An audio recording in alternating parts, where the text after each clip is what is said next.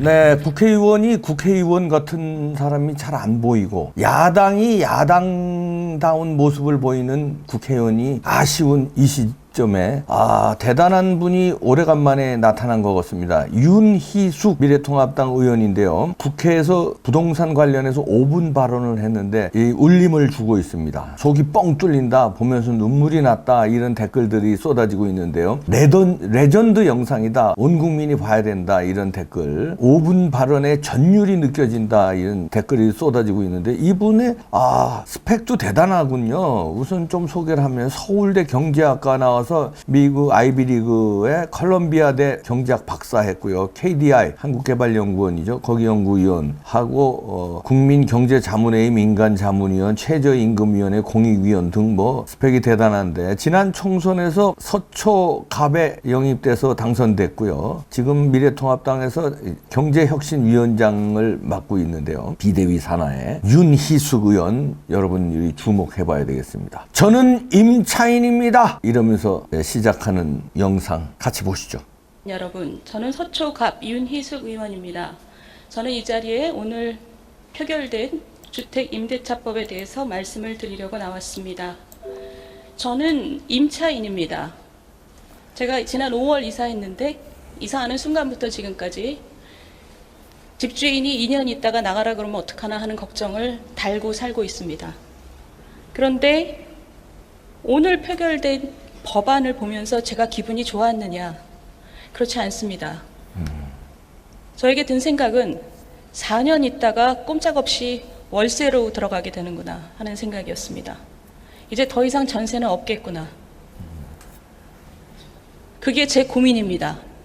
제 개인의 고민입니다.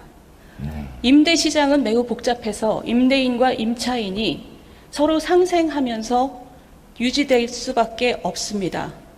임차인을 편들려고 임대인을 불리하게 하면 임대인으로서는 가격을 올리거나 시장을 나가거나입니다. 그러면 제가 임차인을 보호하는 것을 반대하느냐? 절대 찬성합니다. 그러면 어떻게 해야 되느냐? 정부가 부담을 해야 됩니다. 임대인에게 집을 세놓는 것을 두려워하게 만드는 순간 이 시장은 붕괴하게 되어 있습니다. 우리나라의 전세 제도는 여러분들이 모두 다 아시겠지만 전 세계에 없는 특이한 제도입니다. 고성장 시대에 그 금리를 이용해서 임대인은 목돈 활용과 이자를 활용했고, 그리고 임차인은 저축과 내 집 마련으로 활용했습니다.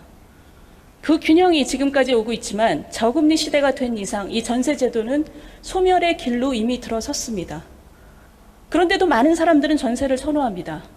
그런데 이 법 때문에 너무나 빠르게 소멸되는 길로 들어설 수밖에 없게 된 것입니다. 수많은 사람을 혼란에 빠뜨리게 된 것입니다. 벌써 전세 대란이 시작되고 있습니다. 제가 오늘 여기서 말씀드리려고 하는 것은 이 문제가 나타났을 때 정말 불가항력이었다라고 말씀하실 수 있습니까? 예측하지 못했다 이렇게 말씀하실 수 있습니까? 30년 전에 임대계약을 1년에서 2년으로 몰렸을 때, 2년으로 늘렸을 때 단 1년 늘렸는데 그 전해부터 89년 말부터 임대료가 오르기 시작해서 전년 대비 30% 올랐습니다. 1990년은 전년 대비 25% 올랐습니다. 이렇게 혼란이 있었습니다. 그런데 이번에는 5%로 묶어놨으니 괜찮을 것이다. 지금 이자율이 2%도 안 됩니다.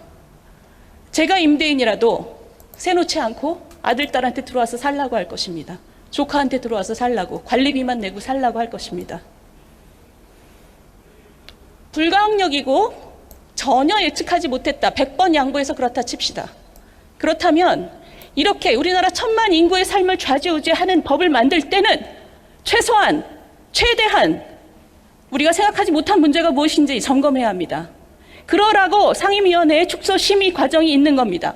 이 축소심의 과정이 있었다면 우리는 무엇을 점검했을까요? 들으세요!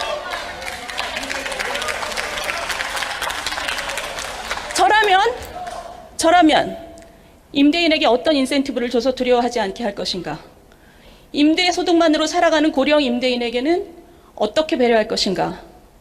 그리고 수십억짜리 전세 사는 부자 임차인도 이렇게 같은 방식으로 보호할 것인가? 이런 점들을 점검했을 것입니다. 도대체 무슨 배짱과 오만으로 이런 것을 점검하지 않고 이걸 법으로 달랑 만듭니까? 이 법을 만드신 분들, 그리고 민주당, 이 축조심의 없이 이 프로세스를 가져간 민주당은 오래도록 기억될 것입니다. 우리나라의 전세 역사와 부동산 정책의 역사와 민생 역사에 오래도록 기억될 것입니다. 경청해 주셔서 감사합니다.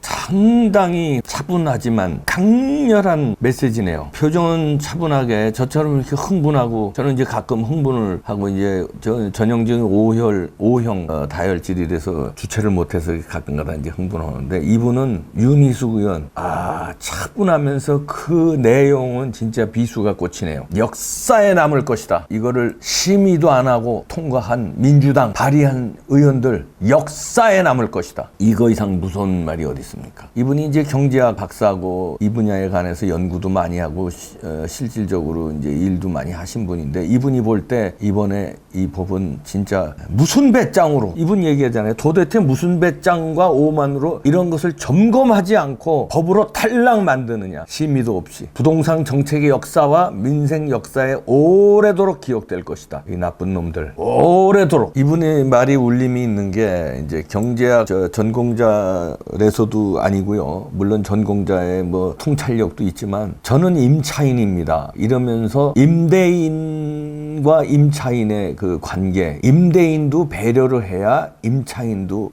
경제적으로는 맞물려 있다는 거죠. 그 관계를 분석을 해서 이런 법을 만들어야 되는데, 1000만 명 수도권 서울 시민이 누군가는 임대인이고 누군가는 임차인인데, 임차인이 물론 훨씬 더 많겠지만 말입니다. 이렇게 엉망진창으로 만들어 놔서 1000만 시민을 우롱했다. 역사에 영원히 길이 남을 것이다. 이 나쁜 놈들아. 이분은 나쁜 놈들이라는 표현 안 했습니다만 제가 씁니다. 오래간만에 훌륭한 분의 국회의원 연설을 들었네요. 제야에서는 눈물 나는 연설들이 가끔 있었지만 국회의원의 연설은 훌륭한 연설을 듣기 어려웠는데, 임차인이라는 이 윤희숙 의원 감동이었습니다. 미래통합당에도 이런 분이 계시네요. 앞으로 거기도 이제 실력들은 있는 사람들 많잖아요. 실력이 문제가 아닙니다. 실력이 박사가 중요한 게 아니고요. 국민을 얼마나 사랑하느냐, 나라를 얼마나 사랑하느냐, 국민을 위해서 일을 하느냐, 나라를 위해서 일하느냐, 그런 뜨거운 심장이 이분한테는 발견이 되네요. 나머지 통합당 의원들도 제발 좀 지금부터라도 경륜 이런 거 내세우지 말고요. 뜨거운 국민을 사랑하는 심장을 내세우기 바랍니다. 윤희숙 의원님 고맙습니다. 마치겠습니다.